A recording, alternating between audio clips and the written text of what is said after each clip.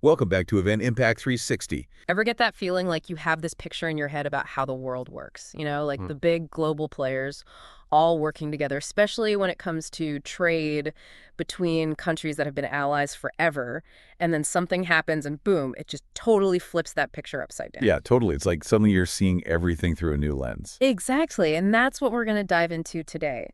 It's all about these big disruptions in trade across North America and even spilling over into Europe. Right. For all of you listeners out there who are really trying to keep up with all the twists and turns of what's happening globally, we're going to zoom in on these trade disputes that basically erupted after the U.S. decided to slap tariffs on steel and aluminum. And you wouldn't believe the chain reaction that set off. Definitely not a quiet moment in international trade, that's for sure. Yeah. So to get to the bottom of this, we've gone through a ton of news reports and analyses, even found this super insightful YouTube discussion from FameForge that really digs into the details. And our goal today is to break down these trade moves, uncover the things that really caught everyone off guard, and try to figure out what this all means for the global economy. You know, the ripple effects that could be felt around the world. Exactly. So first things first, can you remind us what these initial U.S. tariffs were all about?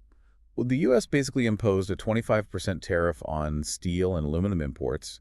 And while they said it wasn't targeting any specific country, the impact was definitely felt very directly by some key players. And one of those players that didn't waste any time hitting back was the European Union, right? Yeah, the EU's response was swift and it was strong. They announced this massive retaliatory tariff package worth about 26 billion euros, Hmm. which if you're thinking in dollars is like 40 billion US dollars. Wow, that's a serious chunk of change. It definitely is. And what's interesting is they really strategically chose which U.S. products to target. They went after industrial goods like machinery and cars, but also hit agricultural products. Think fruits, vegetables, even wine. It was a clear message. They were aiming to inflict pain across a whole spectrum of American industries. And then later on, they went even further and added tariffs on over 2,800 more U.S. products, everything from Levi's jeans to, even parts for Boeing spacecraft. So they weren't messing around.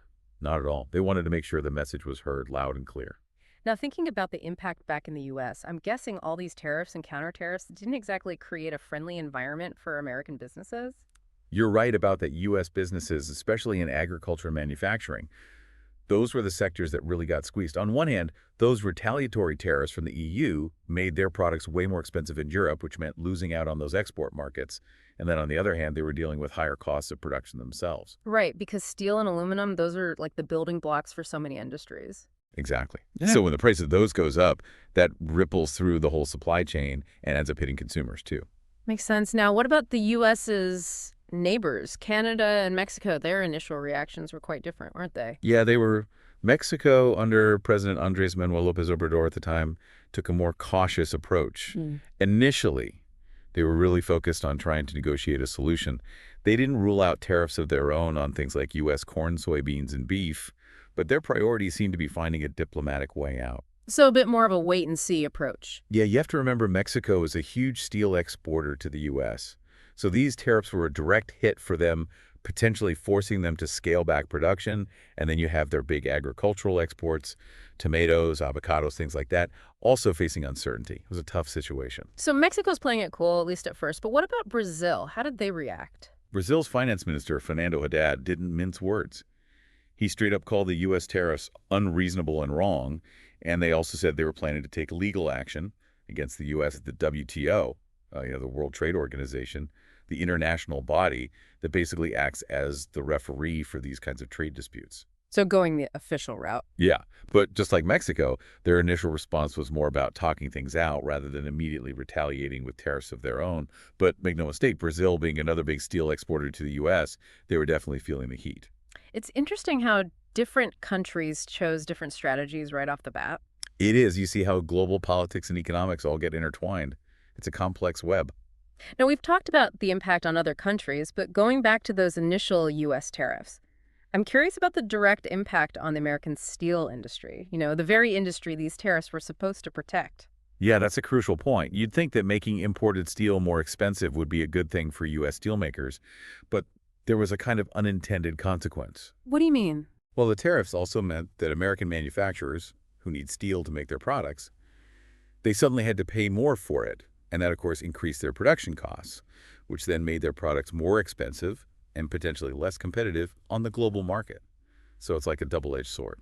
So not exactly a clear-cut win for everyone in the U.S.? Definitely not. It created winners and losers within the U.S. economy itself. Okay, so now let's talk about Canada. Their reaction to those U.S. tariffs on Canadian steel and aluminum was, well, let's just say they didn't take it lying down. Yeah, forceful is an understatement. They came out swinging and they hit hard. What exactly did they do? It was a multi-pronged attack involving different levels of government and a whole range of strategies like the province of Ontario. They actually threatened to completely cut off electricity exports to the U.S. if those tariffs weren't reversed. Seriously, using electricity as a bargaining chip, that's pretty intense. It was, and it's a bigger deal than you might think because the U.S. relies heavily on hydroelectric power from Ontario and Quebec, and we're talking about a huge amount of electricity, something like 38.9 terawatt hours in 2024, with 95% of that being hydroelectric. So you can imagine the potential for chaos, skyrocketing electricity costs, maybe even rolling blackouts in the U.S. It was a major pressure point. Wow, so it wasn't just about trade, it was about essential resources. Absolutely. And it wasn't just Ontario. Other Canadian provinces jumped in too, like British Columbia. They started hitting U.S. trucks traveling to Alaska with all sorts of tolls and fees. They tightened up import regulations on things like fuel, food, consumer goods coming from the U.S., even stopped buying alcohol and agricultural products from specific U.S. states. Wow, they were really targeting specific areas. They were, and it didn't stop there. Nova Scotia banned U.S. businesses from bidding on government contracts. Alberta started talking about even more retaliatory measures. And then you have Manitoba and Newfoundland. They went so far as to pull all U.S. products from their state-run stores. It was a coordinated nationwide pushback. So basically, they made it as difficult and expensive as possible for U.S. businesses to operate in Canada. Exactly. And all of this had some immediate consequences for the U.S. Think about all those U.S. freight companies, especially the ones that rely on those routes up to Alaska. They were suddenly facing all these new costs and regulations. And American goods in general became a lot harder to get them into Canada. Right, and you have to think about the long-term impact, too. All those American businesses that had set up shop in Canada, they were now facing a much more unpredictable and challenging environment. So they had to start rethinking their strategies. It sounds like Canada was sending a clear message that these tariffs were a turning point in their relationship with the U.S. Yeah, it wasn't just about tit-for-tat retaliation. It was about a fundamental shift in their economic policy. They accelerated their plans to diversify their trade relationships, ramped up negotiations with countries in Europe, Asia, Latin America. It was all about reducing their dependence on the U.S. economy and finding new markets for their goods. So basically hedging their bets. Exactly, not putting all their eggs in one basket anymore. So with all these tariffs and counter-tariffs flying back and forth, what was the overall impact on the economy? Did it actually trigger a downturn? The immediate fallout was definitely felt across the board. You saw the U.S. stock market take a hit. The S&P 500 dropped stock prices for steel, aluminum, and auto manufacturers all took a dive. And as we talked about before, the prices of steel and aluminum themselves surged, which led to higher costs for manufacturers across a whole bunch of industries, from cars to construction to everyday consumer goods. And the auto industry seems like it was caught right in the crosshairs. Big-time companies like Ford, GM, Tesla, they were scrambling to adjust their supply chains because those materials were suddenly costing way more. And the possibility of car prices going way up for American consumers, that was a real threat. And meanwhile, Canada was actively encouraging its own auto parts manufacturers and other businesses to shift their focus away from the U.S. and towards those new international markets they were building up. So a lot of uncertainty and potential for economic pain all around.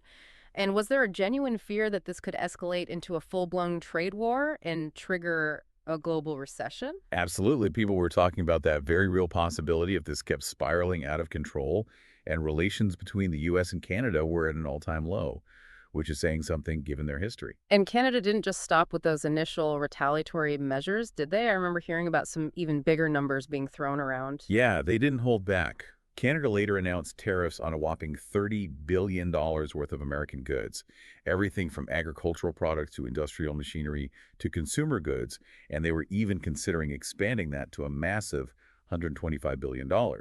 So for American consumers, that meant potentially higher prices on a lot of everyday necessities, from food to car parts to all sorts of essential stuff. Wow, they were serious about making the U.S. feel the pain. They were, and they also went the legal route, challenging those U.S. tariffs on the international stage. They filed a case at the WTO, arguing that the U.S. was basically engaging in straight-up protectionism without any legitimate justification. They were calling them out in front of the whole world. So taking the high road while also playing hardball? Exactly, a multifaceted strategy. And we can't forget about Ontario's Premier Doug Ford. He seemed ready to keep ratcheting up the pressure, especially when it came to those essential resources like electricity and even alcohol. Right, he was talking about slapping additional surcharges on electricity exports to the U.S., even floating the idea of canceling that big contract with Starlink, and then there was the possibility of banning the sale of American-made alcohol in those LCBO stores, which are a huge deal in Canada. So they were really looking at ways to hit key U.S. interests where it hurts. But doing all that, putting so much pressure on the U.S., didn't Ontario risk hurting its own economy too? I mean, they're pretty closely tied to the U.S., aren't they? They are, as Canada's industrial heartland, Ontario's economy is deeply integrated with U.S. trade. So there was a real risk of supply chain disruptions, rising production costs for businesses, a lot of uncertainty and potential for economic pain. So to try and cushion the blow, the Ontario government put together a hefty $40 billion relief fund to help businesses and workers who are getting hit. But you're right, engaging in a long-term trade war with your biggest trading partner, that's a risky move. It's like a game of chicken with potentially huge consequences. Exactly. And then you have to factor in the U.S.'s reliance on Canada for energy, not just electricity, but oil and gas, too. Right. The U.S. is a big energy producer, but they still need what Canada's got. Absolutely. And that gave Canada a lot of leverage. If they really wanted to turn up the heat, they could trigger skyrocketing gas prices for Americans, drive up electricity costs for businesses and homes, even create shortages in crucial industries like car manufacturing, steel production, high tech. It was a powerful card to play. So it wasn't just about steel and aluminum, it was about energy security, too. Exactly. It became about a whole lot more. Now let's shift gears a bit and talk about Mexico. Their position in all of this was interesting because of how important they are to the U.S., especially when it comes to oil and cars. Yeah, Mexico holds a really unique position in this whole trade war saga. The level of U.S. dependence on Mexico in those two sectors, oil and automotive, is pretty remarkable. What do you mean? Well, when it comes to oil, Mexico is a major supplier of crude oil to the U.S. We're talking about 8 to 10% of total U.S. imports, which translates to roughly 1 million barrels per day flowing into those refineries in Texas and California. So any disruption to that flow, and you're looking at immediate price spikes at the gas pump and overall inflation in the U.S. So they could really cause some headaches. For sure. And then you have the automotive industry, the U.S. and Mexico. Their supply chains are so intertwined, it's unbelievable. Major American car companies like GM, Ford, Chrysler, they've built up these incredibly complex networks of factories and suppliers that rely heavily on Mexico, largely because of lower labor costs and favorable tax incentives. So we're talking about millions and millions of car parts being made in Mexico and then shipped north to the U.S. every year. Wow, that's a lot of back and forth. It is. And if Mexico were to suddenly cut off that supply, those American car companies, they'd be in a world of hurt, facing much higher production costs and major disruptions to their assembly lines. So it sounds like Mexico had some serious leverage. They could really throw a wrench in the works if they wanted to. Definitely. They had a few tricks up their sleeve if those negotiations with the U.S. didn't go their way. Their so-called Plan B involved potentially hitting key U.S. agricultural exports with tariffs. Things like corn, soybeans, beef, which are major moneymakers for American farmers. And of course, that would also mean higher food prices for American consumers. And then they were also talking about maybe even blacklisting certain U.S. companies, making it way harder and more expensive for them to do business in Mexico. So they were ready to fight back on multiple fronts. Absolutely. They weren't going to just roll over. And there was that interesting transition in leadership in Mexico. Didn't that impact their approach to the trade dispute? Yeah, it did. So initially, it was President Andres Manuel Lopez Obrador who, as we discussed, was really pushing for negotiation. But then the sources indicate that President Claudia Sheinbaum became more involved in trying to smooth things over diplomatically. There was even a phone call scheduled between President Sheinbaum and President Trump back in March, with the understanding that if that didn't lead to some positive results, Mexico would be announcing retaliatory measures just a few days later. So a shift from talking to taking action. Right. They were willing to give diplomacy a chance, but they also made it clear they weren't afraid to play hardball if they had to. It really highlights how damaging a full-blown trade war between the U.S. and Mexico would have been for both sides, especially with those interconnected automotive and energy sectors. For sure, no one would have come out of that unscathed. Now, things took an interesting turn when the U.S. started to backpedal a bit on some of those initial tariffs, but it didn't sound like Canada was immediately ready to forgive and forget. Yeah, even with the U.S. hinting at easing up on certain tariffs, Canada kept most of their retaliatory measures in place. They weren't about to just let bygones be bygones. They wanted to see some real, concrete, and permanent changes in U.S. policy before they lowered their guard. And then came that bombshell announcement from Canada, that massive $760 billion retaliation plan that definitely got everyone's attention. It did. Canada basically said that if the U.S. didn't completely remove all the remaining tariffs, they were prepared to hit back with retaliatory tariffs of their own. And the number they threw out there, $760 billion. It was a huge escalation. It even reportedly caught the European Union off guard, and they had taken some pretty strong action themselves. So it was a clear signal that Canada was in it for the long haul. They were willing to fight this trade war to the bitter end if that's what it took. So they were drawing a line in the sand. Absolutely. And what's really interesting is that this wasn't just about the government taking action. There was a huge groundswell of support from ordinary Canadians, businesses, consumers. It was a whole of society pushback. What do you mean? Well, there were reports of Canadian consumers and businesses actively choosing to buy local or European products instead of American goods.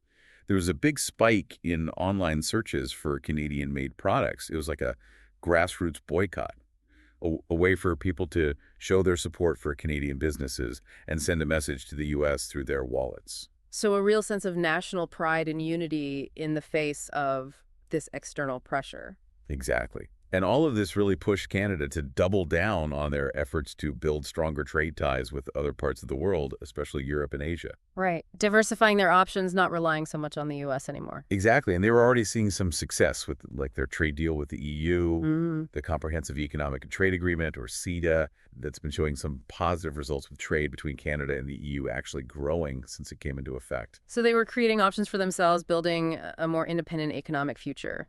Exactly. And Premier Doug Ford from Ontario, he really summed up the mood in Canada. When he very publicly blamed the U.S. president for those electricity tariffs, it really highlighted the level of frustration and, frankly, anger that had built up between these two countries that historically have been such close allies.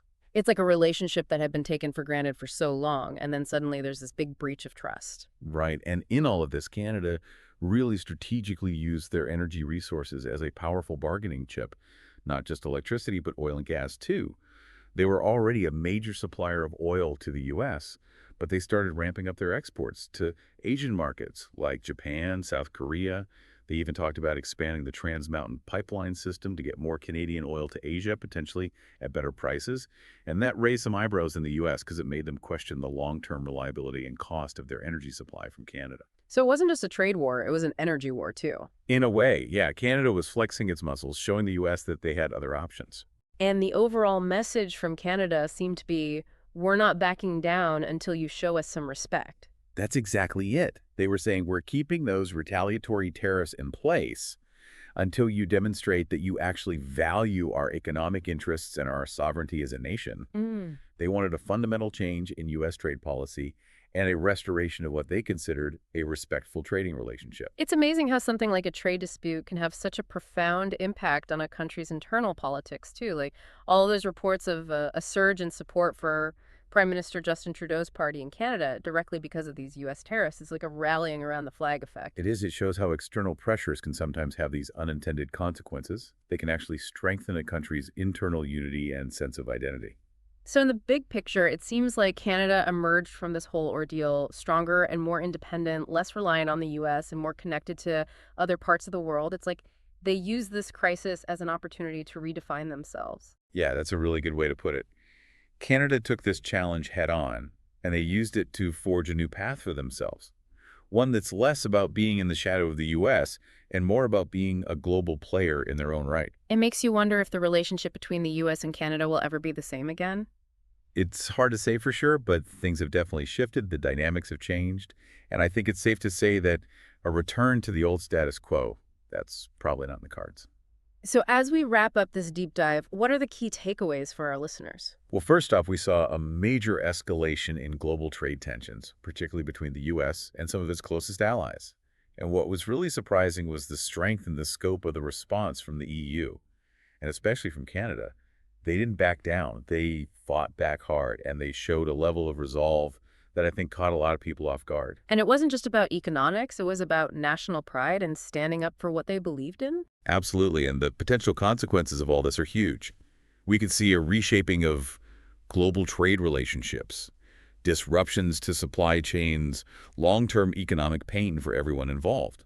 It really makes you think about the interconnectedness of the global economy and how actions taken by one country can have ripple effects that are felt around the world. Exactly. And for you, our listener, it raises some really important questions about the future. Given what we've seen with Canada's actions and this potential for lasting shifts in global trade, what does it all mean for the idea of economic interdependence and national sovereignty in a world that's becoming more and more interconnected? What other unexpected alliances or strategies might we see emerge as countries try to navigate this new landscape of global trade? It's a complex and constantly evolving picture, and it's something that we all need to be paying attention to. So much food for thought. Definitely a lot to unpack. Well, thanks for breaking it all down for us. It's been my pleasure. And to our listeners, until next time, keep exploring, keep questioning, and keep diving deep into the issues that matter most. And don't forget to subscribe to stay up to date on all our future deep dives. We'll see you next time. Take care, everyone. I want to speak first directly to the American people. We don't want this. We want to work with you as a friend and ally. And we don't want to see you hurt either. But your government has chosen to do this to you. As of this morning, markets are down, and inflation is set to rise dramatically all across your country. Your government has chosen to put American jobs at risk at the thousands of workplaces that succeed because of materials from Canada or because of consumers in Canada, or both. They've chosen to raise costs for American consumers on everyday essential items like groceries and gas, on major purchases like cars and homes, and everything in between. They've chosen to harm American national security, impeding access to the abundant critical minerals, energy, building materials, and fertilizers that we have and that the United States needs to grow and prosper. They've chosen to launch a trade war that will, first and foremost, harm American families. They've chosen to sabotage their own agenda that was supposed to usher in a new golden age for the United States. And they've chosen to undermine the incredible work we've done together to tackle the scourge that is fentanyl, a drug that must be wiped from the face of the earth. So on that point, let me be crystal clear. There is absolutely no justification or need whatsoever for these tariffs today. Now, the legal pretext your government is using to bring in these tariffs is that Canada is apparently unwilling to help in the fight against illegal fentanyl. Well, that is totally false. Let's look at the facts. Our border is already safe and secure. Far less than 1% of fentanyl flows and less than 1% of illegal crossings into the United States comes from Canada. But we acted because we know we can always do better. We responded to concerns, including from the President, by implementing an ambitious $1.3 billion border plan. A border plan that includes generational investments in new AI and imaging tools to stop the flow of fentanyl in its tracks, stronger coordination and information sharing with American agencies, along with the deployment of drones, helicopters, and additional personnel to keep our border secure. Now, a month ago, as part of an agreement with the United States that paused the tariffs, we made further commitments. We appointed Kevin Brosseau as our fentanyl czar, a man who dedicated his multi-decade career in law enforcement to combating organized crime networks and drug trafficking. We designated 7 drug cartels, sick, evil groups who cynically profit off the pain and suffering of people on both sides of the border, as the terrorist organizations that they are.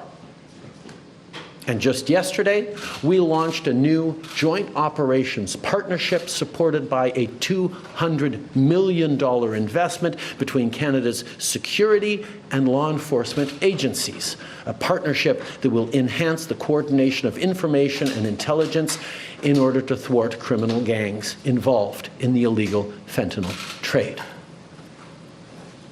And critically, our actions are working. As the U.S. Customs and Border Protection just acknowledged, there was a 97% drop in fentanyl seizures from January compared to December, to a near zero low of less than half an ounce seized in January, even with all the further enforcements and actions we've taken at the borders. In sum, we stepped up. We engaged closely and constructively with the President and his administration. We did everything we promised. We stuck to our word. And we did it because we believe in working together to protect our citizens.